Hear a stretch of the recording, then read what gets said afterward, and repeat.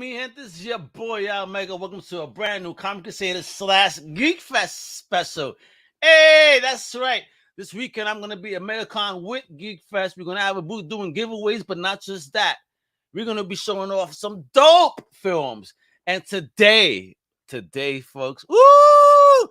We got somebody that did an amazing Star Wars fan film. It's gonna blow your mind. Let me introduce the big homie right here, the big man that did Scorekeeper. Yo, this I'm telling you, it's fire. You're gonna love it. I'm gonna show you the trailer though in the show too. Don't you worry. The very talented, the future star that's about to take over the whole Lucas world and shit right now. The one and only Matthew Sumner. What up, brother? How you doing? I'm good. So hope you are. Yeah. I'm doing fantastic, bro. I'm doing great, and I'm energized, bro, because it's Star Wars. You doing something dope. You know, everybody in Florida, Orlando, specifically at MegaCon, is going to enjoy the greatness of the short film you did. Well, we did. It was a whole team effort. Of course, yeah, how film is now. Come on. Now you know. You see that? Now you know what a great person he is. It ain't about me, Al. We did this, and I love that, bro. Well, Roman's joining later, so you gotta, he's stuck in traffic. So yeah, well, Roman, he's Roman, you better pull over on the side of the road right now. That's what you gotta do. Yeah, we're taking over. But no, so Roman directed the film. I wrote, and Roman co-wrote it with me, and then so check you guys out. So that's how Scorekeeper happened. All right. Well, we're gonna get into that. We're gonna get into the bromance and how this even happening. Definitely want to know how you guys connected. Okay. So but even before Roman, come on, then that means that I'm gonna be privy to your origin story. So what up, homie? Like, where you from? And give me origins of your fandom. Who introduced you to the first fandom you fell in love with? And what was it? It was probably Star Wars or Indiana Jones, which I mean, Raiders of the Lost Ark is my favorite film ever. It's just nonstop.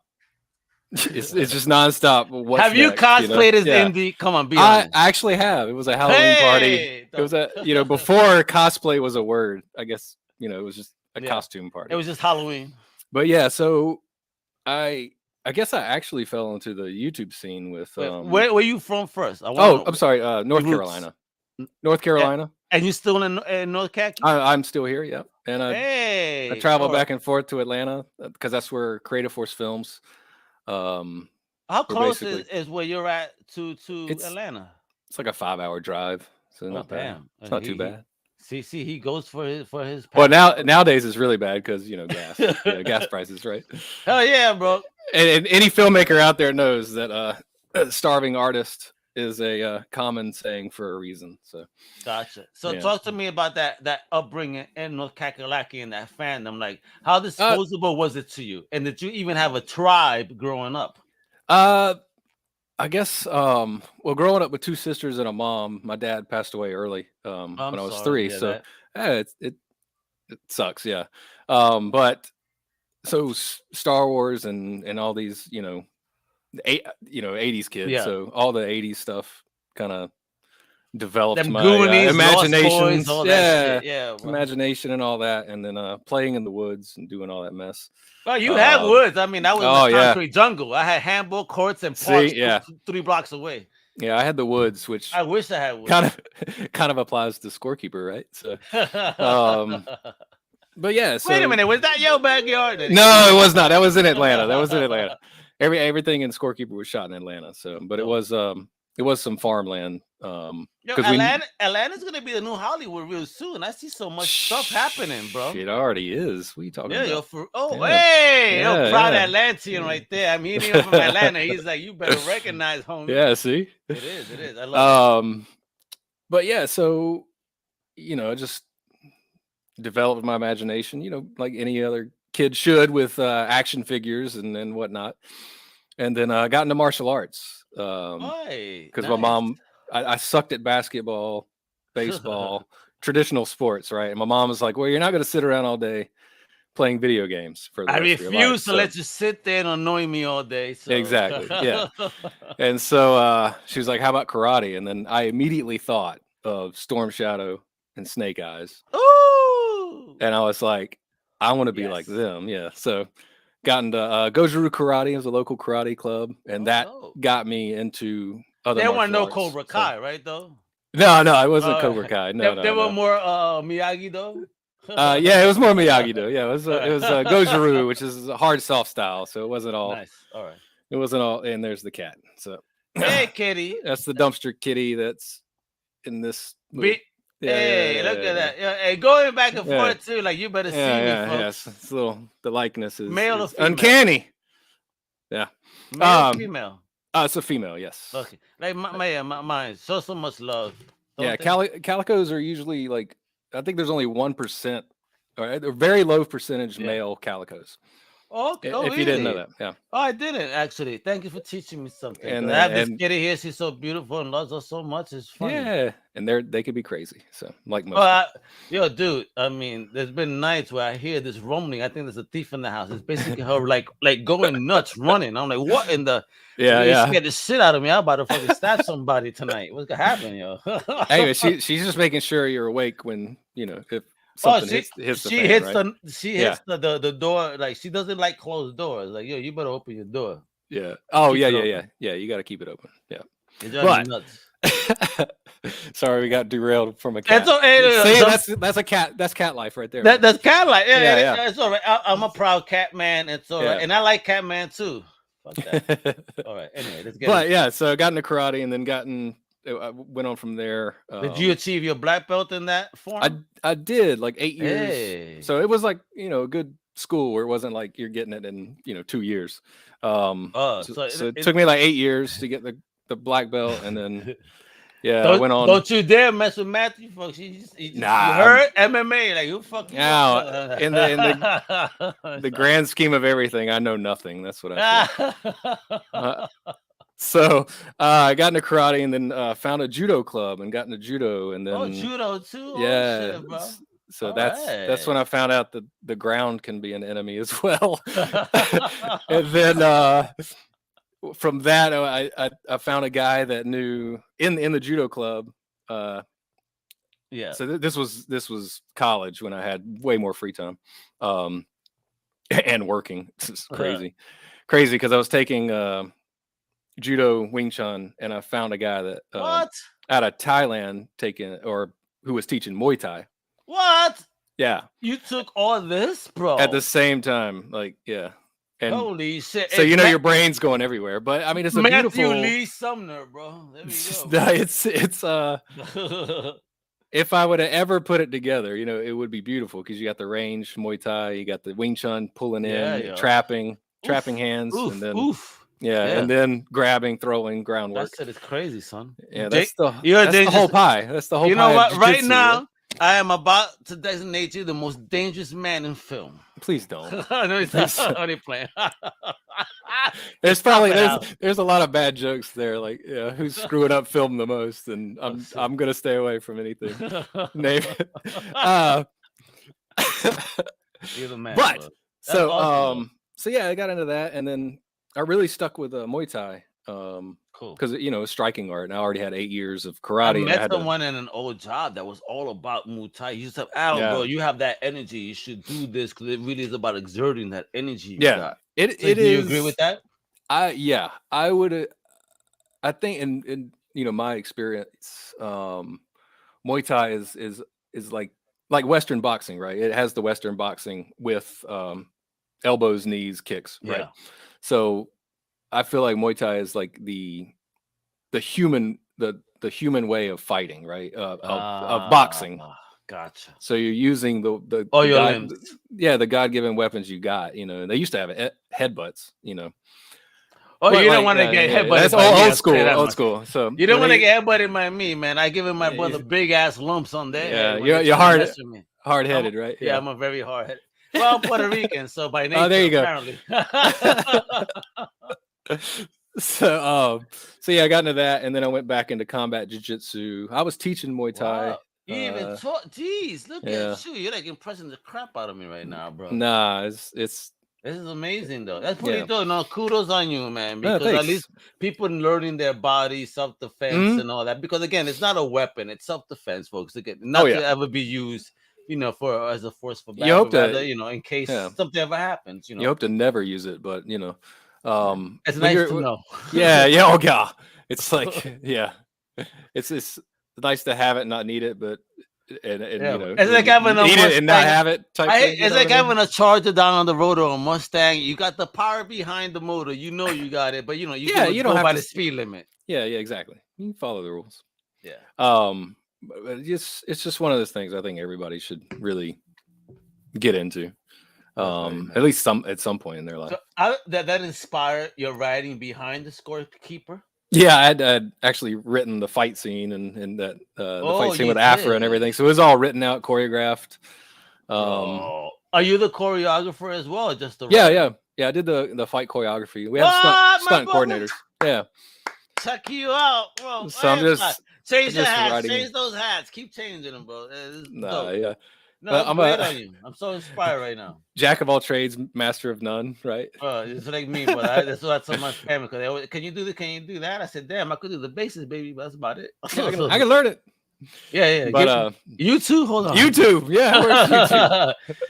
College, bro. That's fucking modern day college for some people. Son. Yeah, it really is. Yeah. I mean, so talk to me about then you beginning to then step into the creative world when you started deciding to write and get involved on that creative nature. Like, I want to do film. I want to get involved in this. How did you do that? How did you start?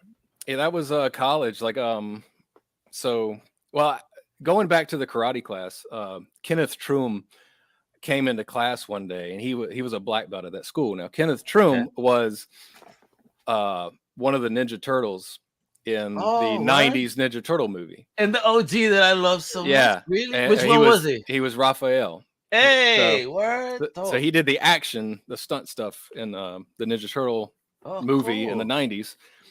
And he comes into the karate class, and I'm like, he did it. Like, he came out of this karate class. So I started, my teenage brain was like, I could do that too. And then the lightning of Thor struck in your brain all of a sudden. And so Kenneth Troom, I think he went into directing and stuff like that. But yeah, he was in Ninja Turtles 1 and 2.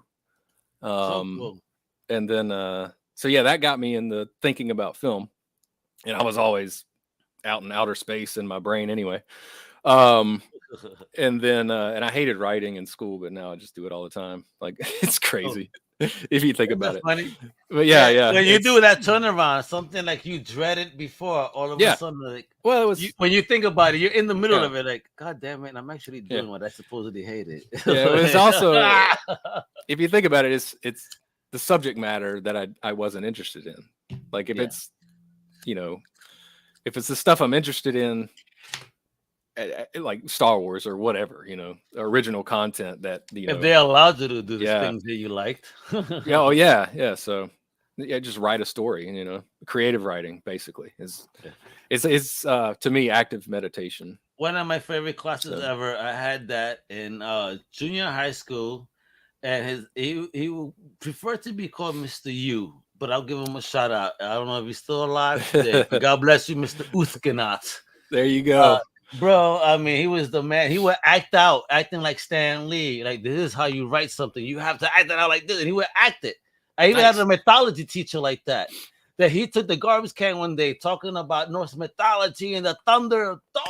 And then they clapping this. And everybody's like, oh my God, you're so loud. And I'm there with the biggest smile. Like, yes. That's cool. Fucking, this is Walt Simonson right now. Because that's the era, So I was like, I didn't have killing me. I didn't have teachers like that either, so Oh no, but this is Brooklyn for you, huh? Oh yeah, there you go.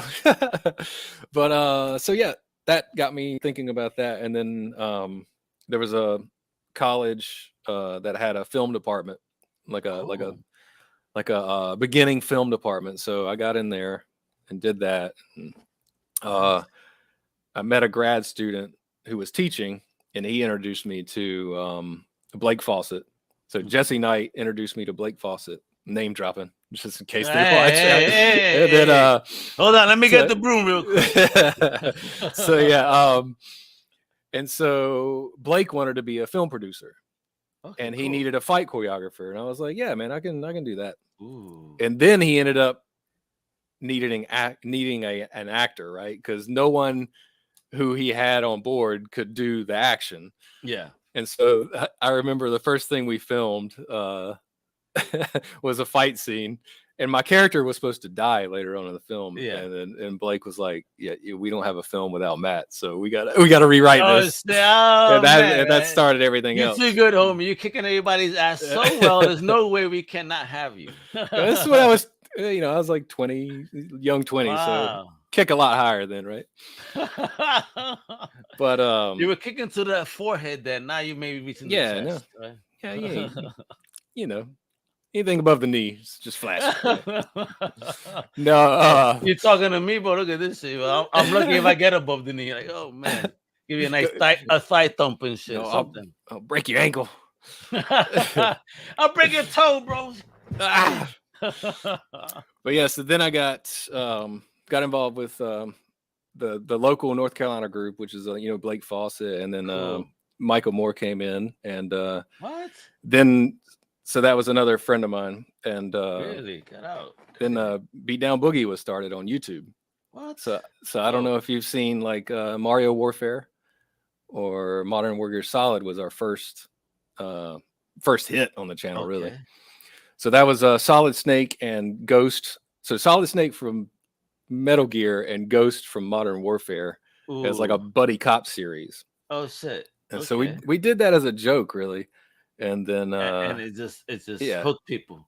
Put it on YouTube and got millions of views, and we were like, well, I guess we got to finish this, and then from there we went. How did you feel though, getting that such a reception? It was cool because I was worried, because if you watch Modern Warrior Solid, which is the name of it, it's like a parody name. My Snake voice wasn't perfect until episode 3 when I had time to work on it. Because Micah was like, "Hey, you were going through puberty on 1 and 2." Yeah. And so the Snake voice was down here, and then later it's like here. So Snake was talking like this later on.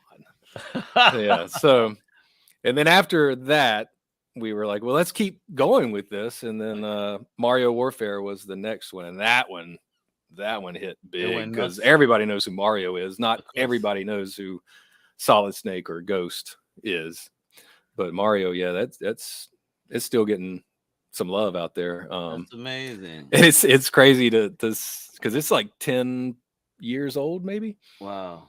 And so is that when you kind of knew, seal of approval, I'm on the right track? Yeah, I can wear a mustache and act like another person, and people kind of like it. So I'm like, okay, let's do it. Did you ever expect to step into that acting role, really though? I was a very shy kid, and I didn't really want to act. You and me both. I just wanted to, come up with, some kick-ass fight scenes and put them on film, and now I'm like, I'm having to do it. It's like, dang it! I'm not just a stunt coordinator. I'm doing it. Son of a gun. Yeah. So I love it, bro. So yeah, that's, and then so through that we started. So Beat Down Boogie started filming conventions and making cosplay videos, right? All right. And then so that's how I met Roman through Honor, his wife. So his wife Honor introduced me to Roman through the Dragon Con, which is like one of the biggest. Hey, I know Dragon Con. Yeah. Yo, listen, people give me nothing but props about that. So it's a salute to Dragon. You gotta go to Dragon at least once. I haven't gone there, but no, I'm in Florida. That really ain't that far from me, really. Yeah, MegaCon. I have been to MegaCon. It's a good one too. Well, apparently it's moving back to the big room, and I went last year when my boy told me big room. I said, "What you mean? This look was huge." Like, no, we're gonna be in a bigger spot now. Like, all right, cool. So hopefully Almega's voice resonates as we have giveaways at MegaCon. So, and then you can see this dope movie, Scorekeeper too. Woo! Anyway, but yeah, so that's how I met Roman, and then so Roman came up, and one day it was, I don't know, 2019, I think, right?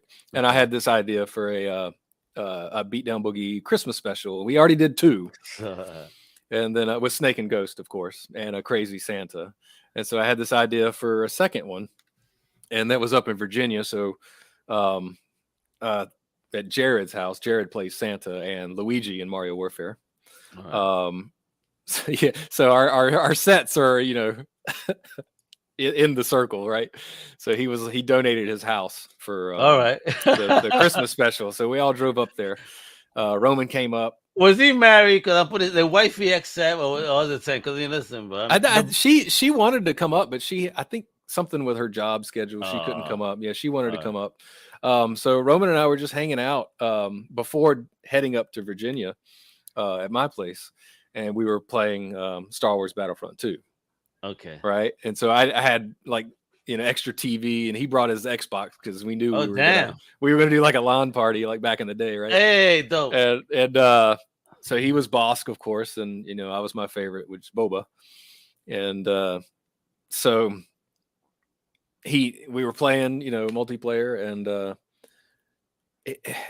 Roman was like, you know, I've always wanted to do a Bosk costume, and I have a Fett. I have a Boba. I had just finished the Boba Fett costume. It took like 4 years, big investment, and then wow.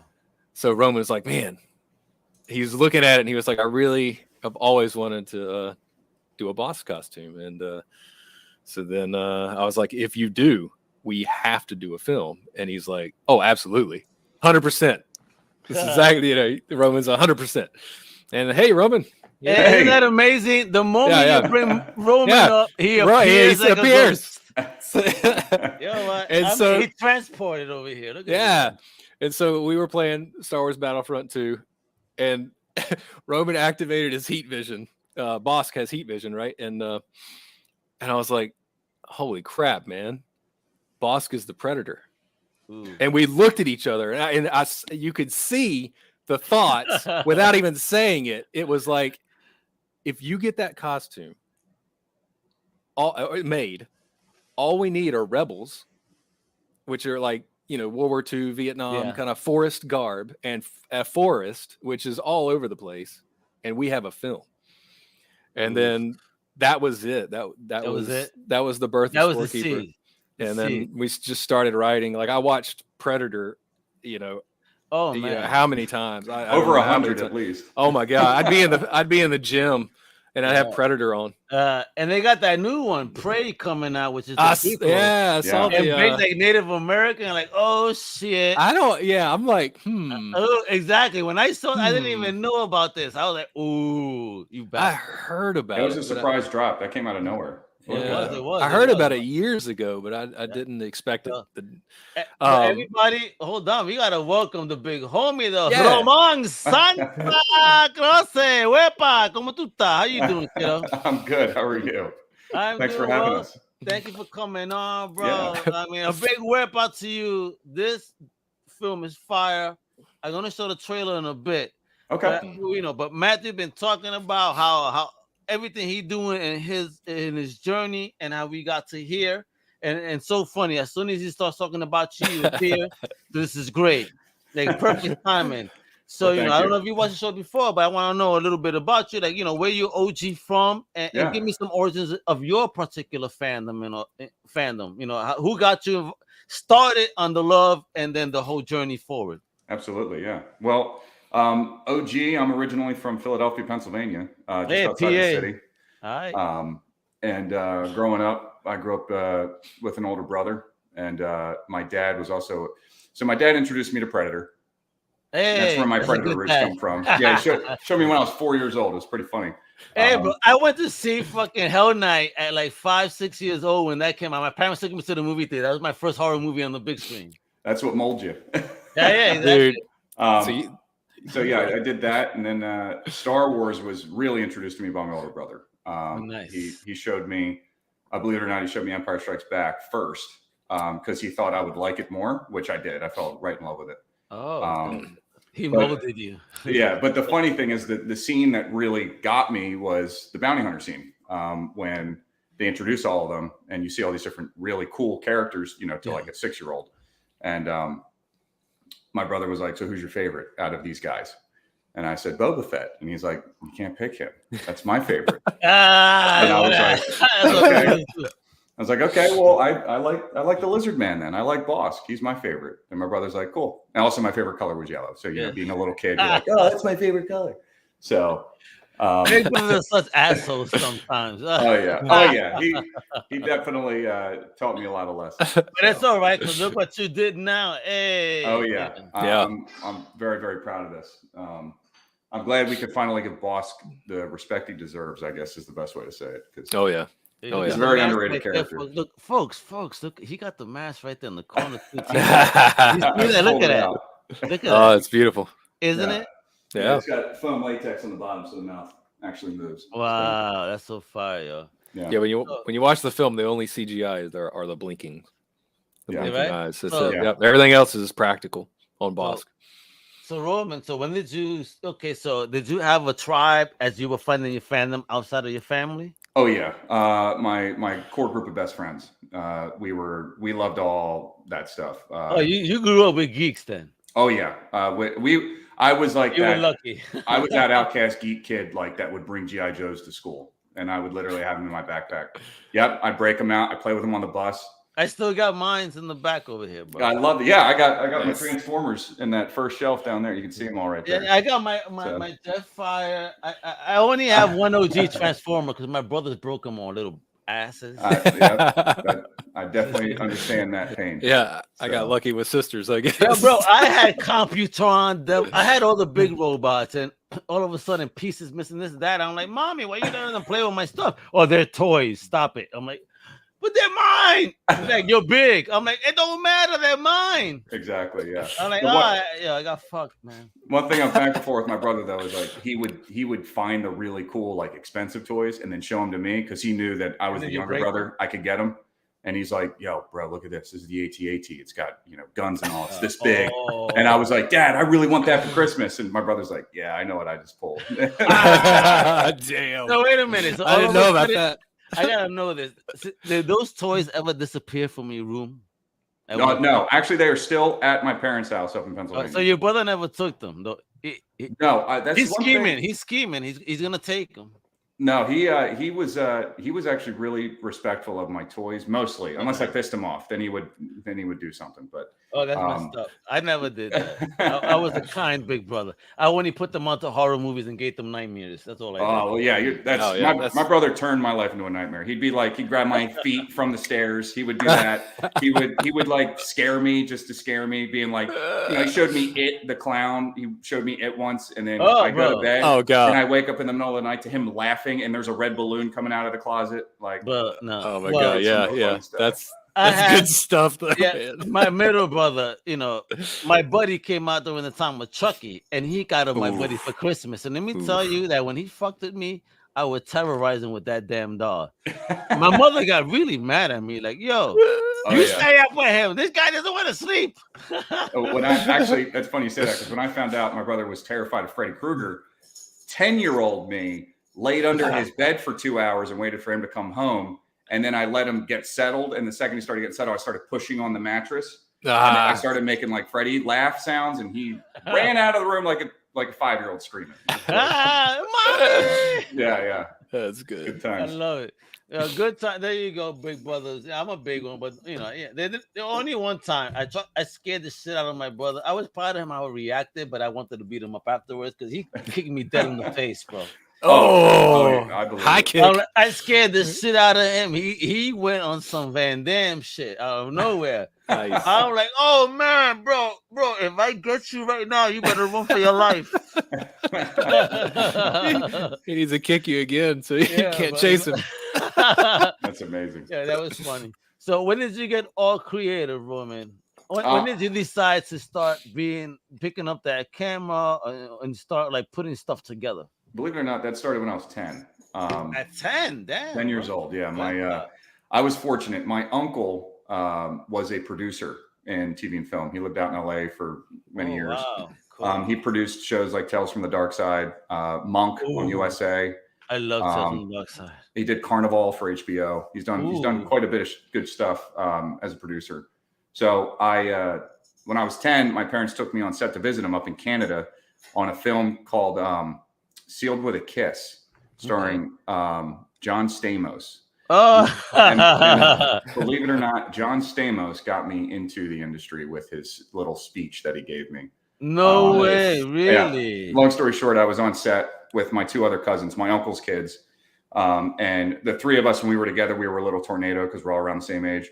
So my uncle found us in craft services, just making a mess of things. So he's like, all right, everyone's getting split up. Dominic, you go to my area. Anthony, you go back to the hotel room because he was the older one.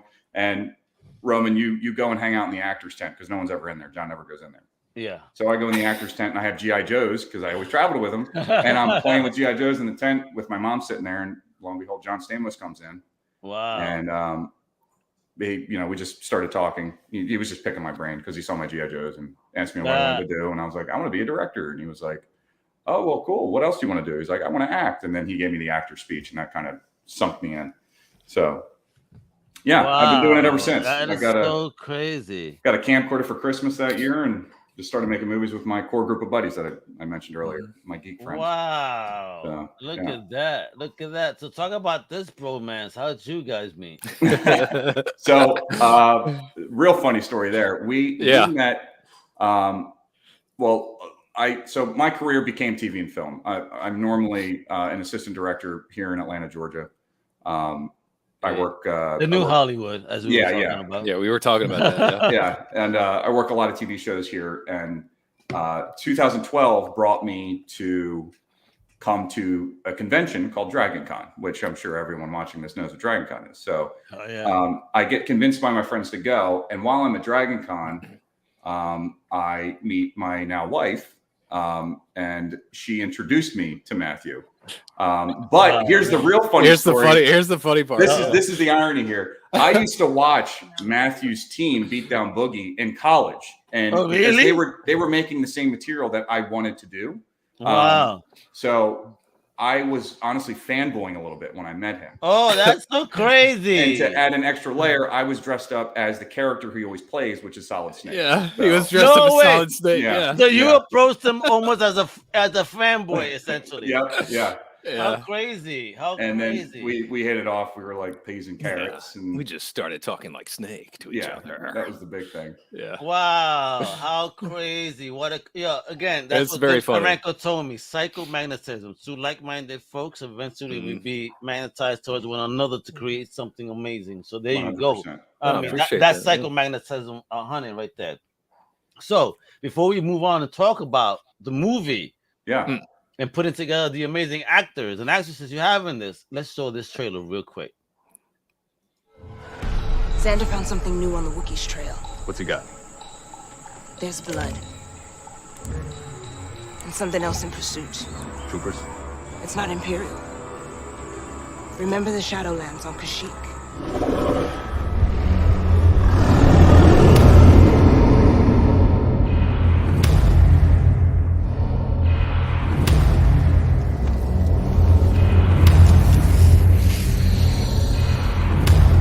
Being hunted. All of us.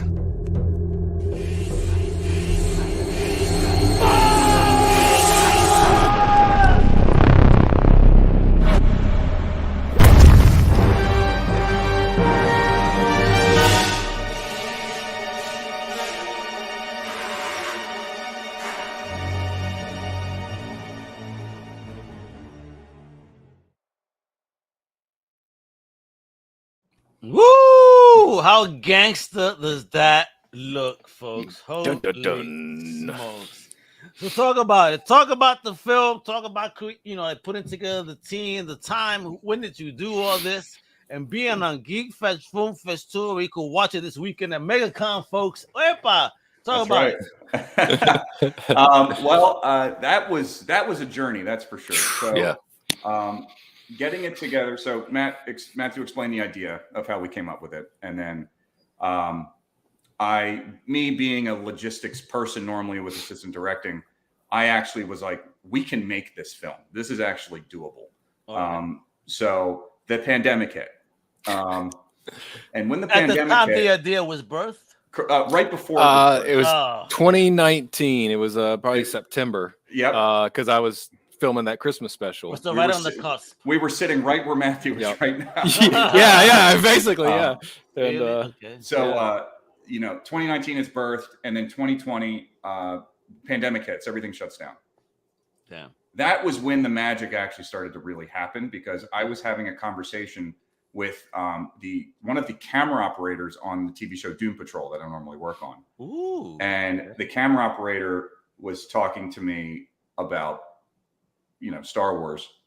And I brought up this concept of doing it. And he's like, let me know. If you actually go and do that, I would be happy to director of photography. I'll be your DP. And nice. I was like, okay, that's big. Thank you. Mm-hmm. And then I moved on. I moved on to another show during the pandemic. This was like summertime. And it's actually called The Outsider. It's on HBO. I was running base camp. But I met the lead makeup effects artist on the show. His name's Bill Johnson. Bill Johnson is the mastermind behind Bosk. Bill Johnson is the reason that he is who he is. A real makeup artist. Thank you. Salute, Big Bill. Yeah. And Bill is a legend to me. I mean, he's done The Patriot. I love that movie. He did 8-Legged Freaks. Yeah. Really? Yeah. He's done a lot of really cool stuff. He's done Ozark. Brother. He's done Outsider. He's done Doom Patrol. But we got on a topic of sideshow collectibles, and that's how Bill and I connected. Which I collected. I actually have a bunch sitting here on the shelf right here. Okay. And Bill's like, "Oh, I collect them all right. I'm a big fan of them." And then I explained like, "Oh yeah, I also build miniatures and I cosplay." And he's like, "Oh, you cosplay? What are you trying to do next?" And I said, "Well, actually, I'm trying to make a boss costume for this short film idea I have." And Bill goes, "I've always wanted to make a Star Wars creature. How do you feel if I help you make it?" And I went, "Are you kidding me?" Yeah. I said, "Absolutely, I would love to do that with you." Right, hold on, let me think about it. Yeah, exactly. Yeah. So once Bill said that he was happy to help me do it, I went to the internet and I tried to find someone who could help me make the flight suit, because the flight suit is what is a big part of the costume. And I found a gentleman out in Germany. He goes by Lone Star, and he makes these suits for mannequins and people, but it's special order for people. Yeah. And I asked him if he could make me a Bosk suit, because he already had a Bosk mannequin.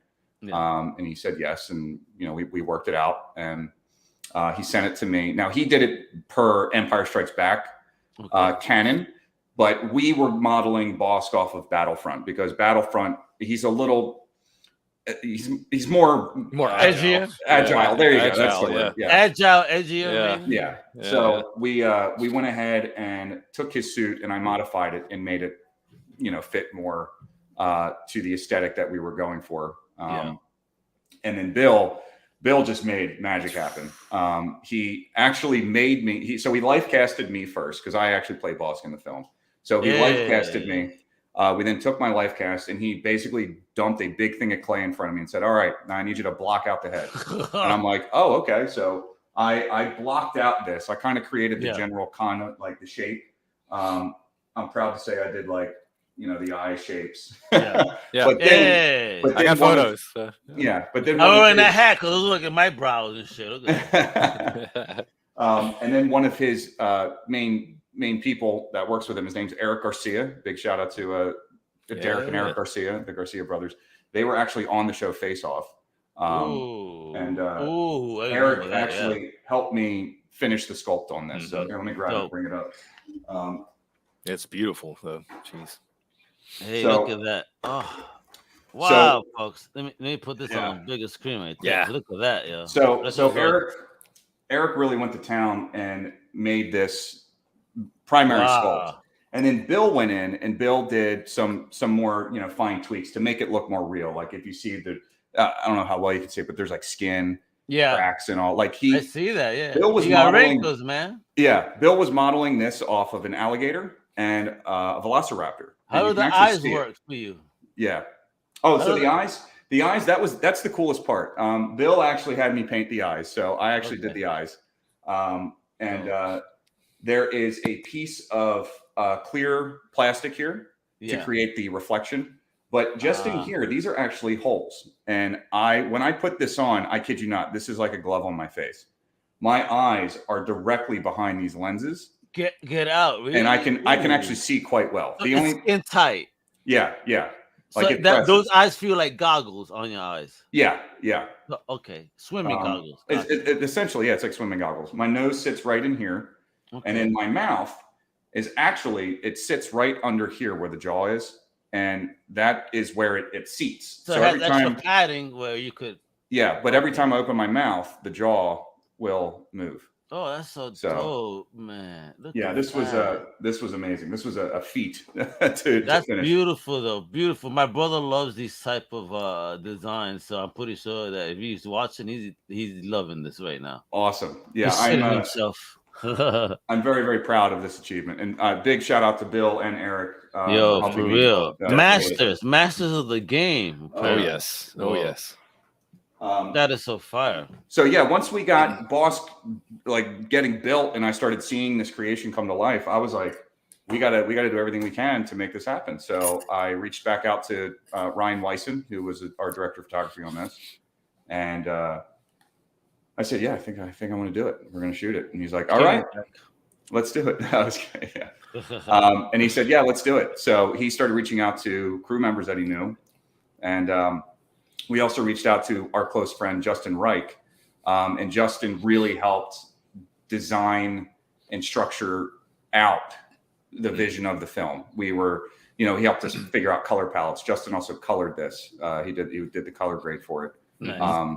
And we were really going off of Rogue One, which has a lot of like desaturated areas. And I love that movie the most. Yeah. That is one of our all-time. Oh yeah. Yeah, that's my number one. And again, because sacrilege. I mean, I wasn't the biggest fan of the OGs. Like, I enjoyed them; they were cool. But once Rogue One came out, then I started watching the Clone Wars stuff. Oh yeah, the cartoon. I was like, okay, shit. Now you fish me like a hook. But that Rogue One, man, fuck. It's a keeper. And I mean, the opening sequence of our film, we tried our absolute best to try and give you that Rogue One feeling, like you're in the action. Yeah, Rogue One with Predator, like where's the hook, bro? You got me like a fish right now. I'm out of water, bro. Oh god, I'm choked.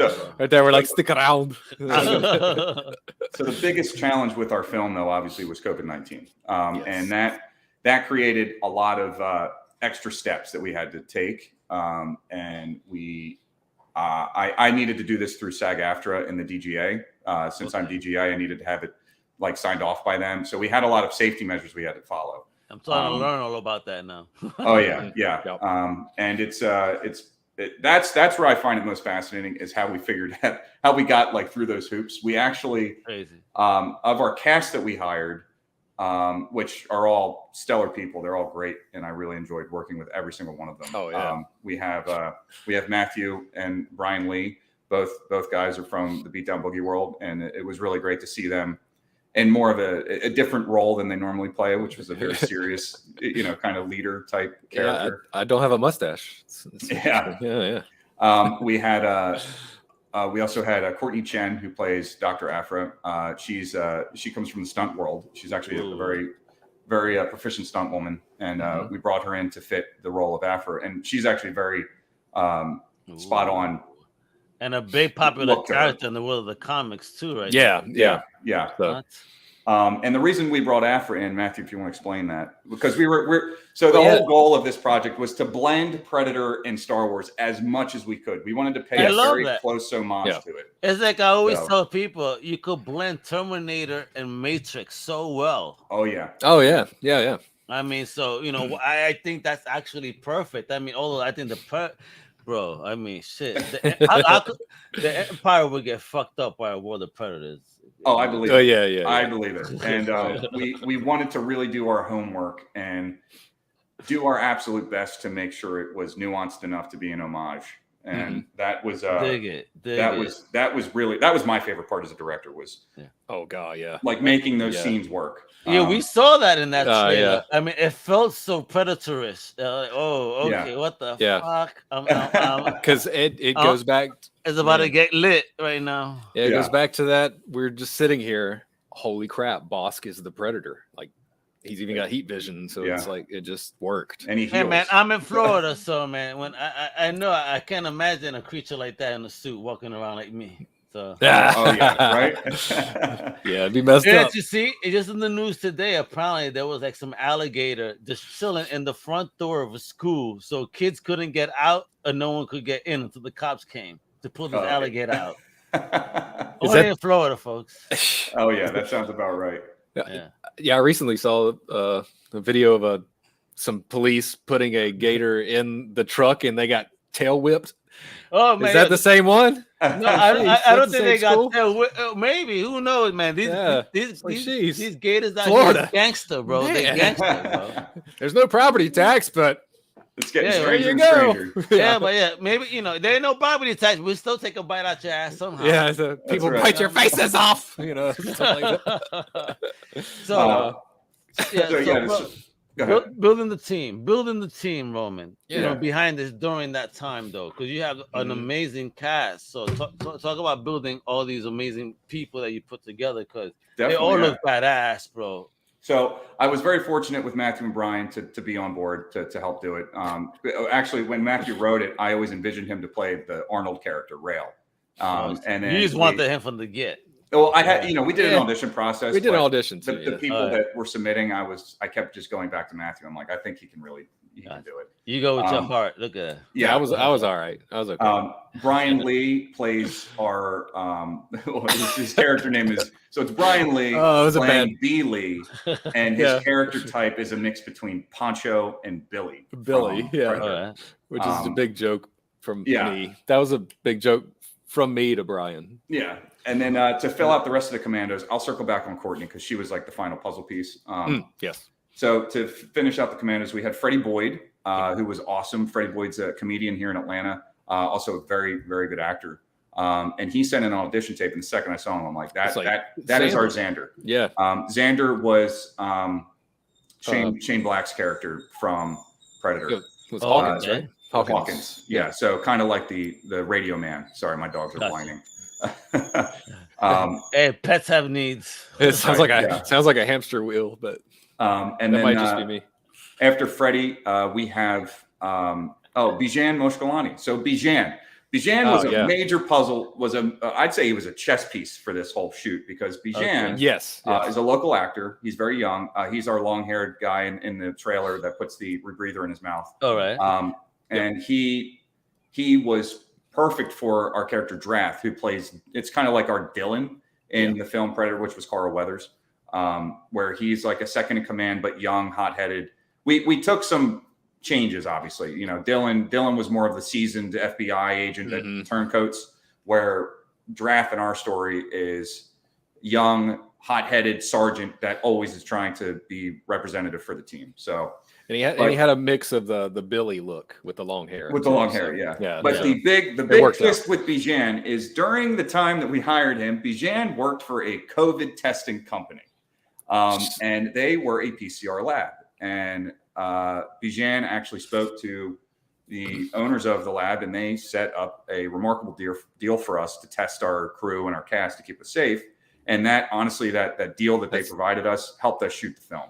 Dope. Okay. Yeah, it was serendipitous to like cast a guy that worked at a lab. It's this thing was meant to be made type thing. So I love it. And then to finish off the last of the commandos, we have Mr. Tom Williams, who played our Blaine character with the heavy big Gatling gun. That's the guy in the trailer with the minigun. Yeah.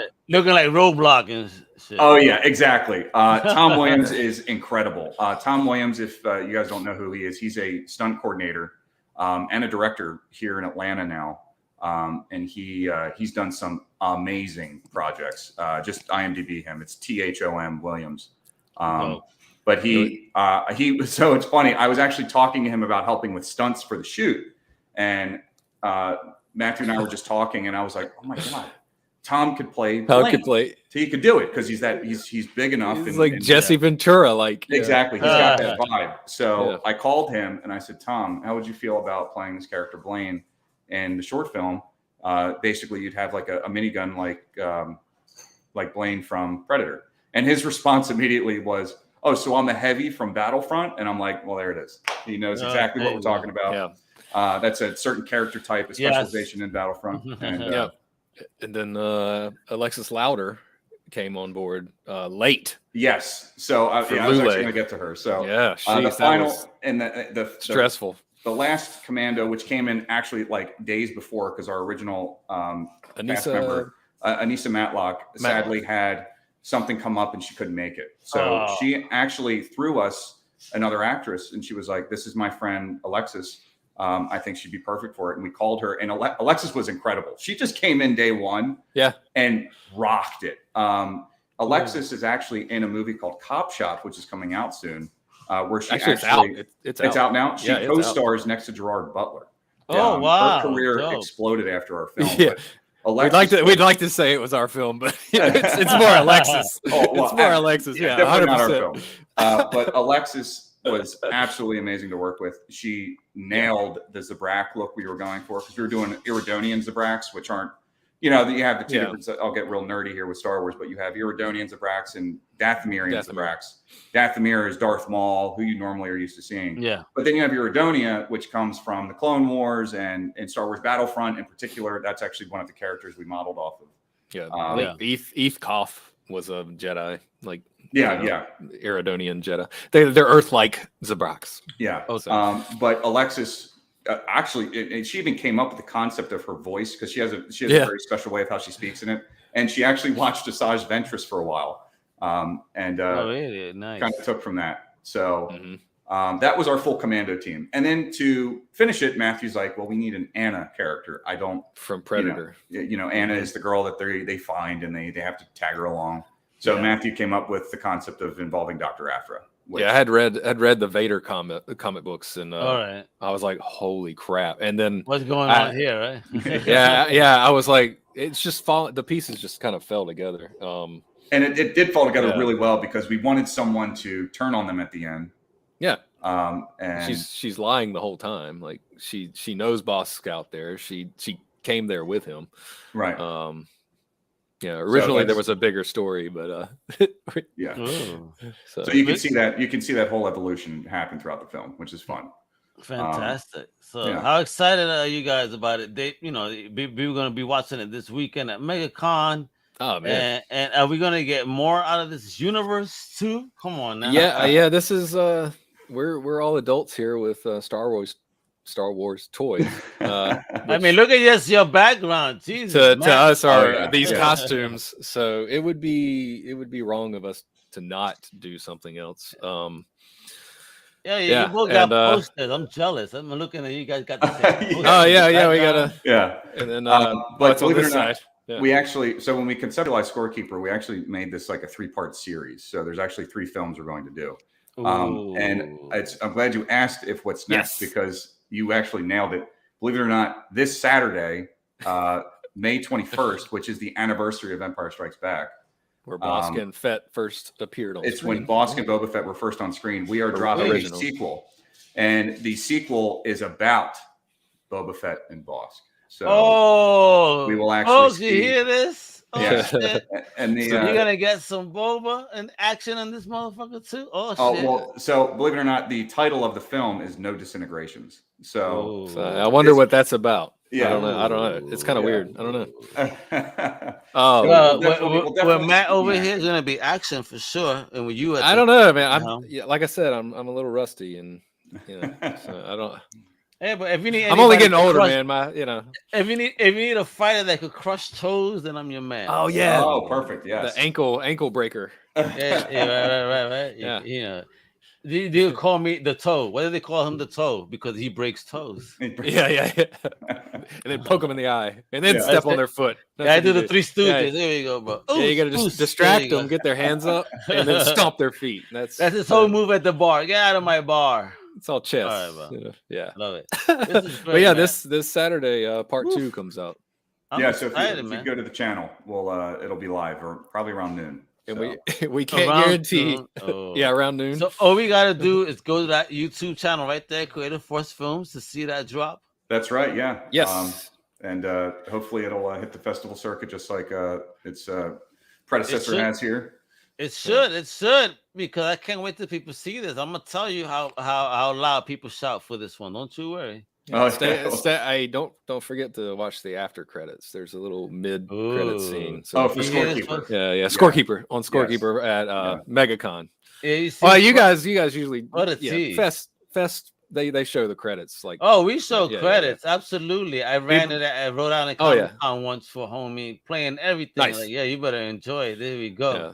And that was a great reception. People loved the films, and this is what I'm saying, yo. I can't wait till people see this, because you truly are showing like some real geekdom here. I love it. Yeah, honestly, that's my favorite. That's my favorite part is watching people react to it, because I mean, we went all in. I mean, I was meticulous enough where I had to match every single blaster. So the sound effects. There's certain guns, and I'm so nitpicky. I'm finding that exact sound clip from Battlefront and mirroring it. Love it. Yeah. And we'll nitpick the newer stuff when it's wrong. And this is gonna make it a hit. The genuine stuff behind it, how you guys treat it as fans. So thank you. Flowers time. Just thank you, Roman and Matt, for like putting stuff out there, being creative, being awesome, sharing that vision with us. I know many of us are gonna just love it and get hooked like fishes for sure.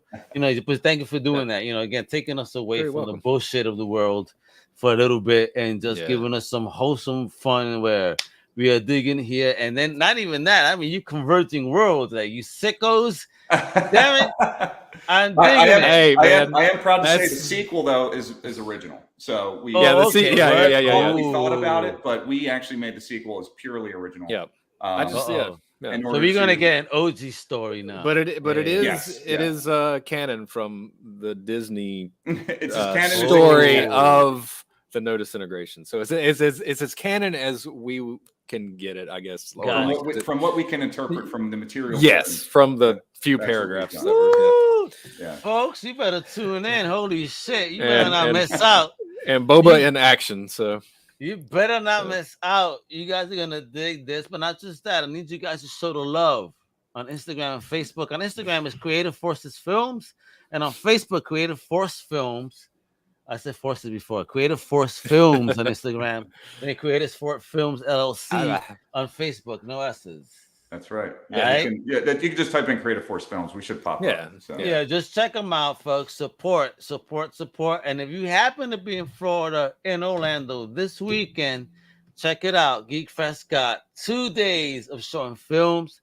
So, hang out Friday or Saturday to check out this dope movie. Vote, because we vote by applause, folks.